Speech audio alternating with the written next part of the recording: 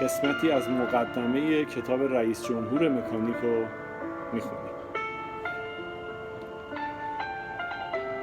همه ما در راستای ظلمی جمعی در حال سپری کردن ایامی هستیم که این راه آخرش نابودی است.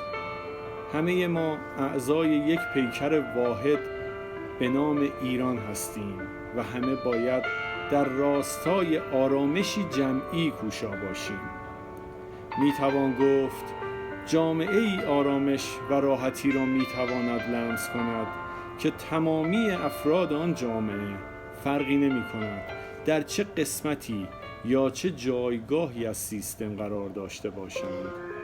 فقط و فقط همه باید در کاری که انجام میدهند یک رئیس جمهور عادل و خیرخواه باشند تا همه در کنار هم خوش باشیم.